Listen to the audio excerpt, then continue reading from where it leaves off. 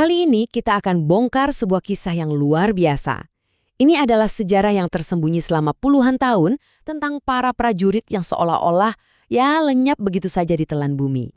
Coba Anda bayangin ya, jauh di pedalaman Thailand ada sekelompok petani yang kelihatannya sukses banget. Tapi mereka punya masa lalu yang dirahasiakan. Pertanyaannya, siapa sih mereka ini sebenarnya? Dan apa yang mereka sembunyikan? Oke, mari kita mulai telusuri jejak mereka. Kita akan coba ungkap siapa sebenarnya komunitas misterius yang hidup tersembunyi ini. Ternyata mereka ini bukan petani biasa loh. Mereka itu mantan prajurit elit dari Indonesia. Orang-orang yang dulu dekat banget dengan pusat kekuasaan, sekarang hidup baru, jauh sekali dari tanah air. Tapi kenapa? Kenapa mereka bisa sampai di sana? Nah, untuk menepi alasannya, kita harus mundur sedikit ke belakang, ke salah satu momen paling krusial dalam sejarah Indonesia. Sebuah peristiwa yang mengubah hidup mereka selamanya. Jadi, siapa sih Cakrabirawa ini? Well, mereka ini dulunya adalah resimen pasukan pengawal presiden. Pasukan elit, garda terdepan yang tugasnya melindungi kepala negara. Sangat dihormati, sekaligus disegani pada masanya. Tapi, semua berubah total setelah peristiwa G30S. Status mereka yang tadinya terhormat berbalik 180 derajat. Menurut sumber yang kita bahas ini, mereka tiba-tiba jadi buronan karena dianggap punya hubungan dengan PKI. Kondisinya genting banget. Ancamannya udah jelas di depan mata.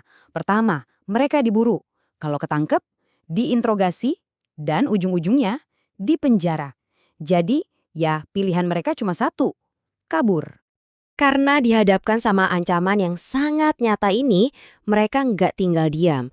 Mereka mulai menyusun rencana pelarian besar, sebuah perjalanan, bisa dibilang, demi menyelamatkan nyawa. Dan ini bukan sekadar lari ya, mereka menyusun strategi yang cerdas banget. Gimana caranya kabur, tapi secara legal biar nggak ada yang curiga. Tujuannya, menghilang tanpa jejak, supaya nggak bisa dilacak. Coba lihat bedanya. Kalau tetap di Indonesia, yang ada cuma diburu, diinterogasi, dipenjara. Sementara di Thailand, ada harapan baru, aman, nggak ada yang kenal, dan bisa memulai semuanya dari awal lagi. Pilihannya jadi sangat jelas kan? Oke, jadi setelah mereka berhasil sampai di Thailand, babak baru kehidupan pun dimulai. Ini adalah transformasi total. Dari seorang prajurit elit menjadi, rakyat biasa di negeri orang. Terus gimana caranya mereka memulai hidup baru? Macem-macem ternyata. Ada yang menempuh jalan spiritual, menjadi biksu. Ada juga yang benar-benar babat alas membuka hutan untuk dapat tanah. Tapi kebanyakan dari mereka akhirnya jadi petani sukses.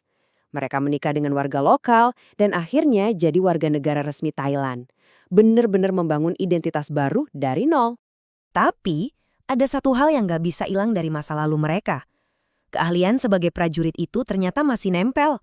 Menurut sumber ini, di lingkungan baru mereka justru dikenal sebagai pemburu dan penembak yang jago banget. Artinya apa? Walaupun fisik mereka udah nggak di Indonesia, hati dan pikiran mereka itu nggak pernah benar-benar pergi. Mereka ternyata masih suka kumpul diam-diam. Buat apa? Buat ngobrolin perkembangan politik di tanah air yang udah nggak bisa mereka datangi lagi. Nah, dari semua ini, ada satu kesimpulan yang kuat banget. Sebuah prinsip yang dipegang teguh sama semua anggota komunitas ini, tanpa kecuali. Prinsipnya cuma satu, jangan pernah pulang. Ini bukan lagi pilihan, tapi aturan mutlak. Pulang ke rumah itu bukan opsi. Kenapa ya? Kenapa mereka bisa seyakin itu untuk tidak akan pernah kembali? Jawabannya ada di rasa takut yang ternyata masih ada sampai sekarang. Mereka yakin banget kalau sampai mereka menginjakan kaki di Indonesia, siklus yang mereka hindari puluhan tahun lalu itu, ditangkap, diinterogasi, lalu dipenjara, bakal kejadian lagi. Jadi, kita lihat di sini ada sebuah kehidupan baru yang sukses, tapi dibangun di atas ketakutan masa lalu. Kisah mereka ini ninggalin kita satu pertanyaan yang dalam banget. Seberapa panjang sih bayangan sejarah itu bisa mengikuti seseorang? Dan gimana caranya masa lalu itu terus membentuk masa kini, bahkan buat orang yang sudah berusaha lari sejauh mungkin?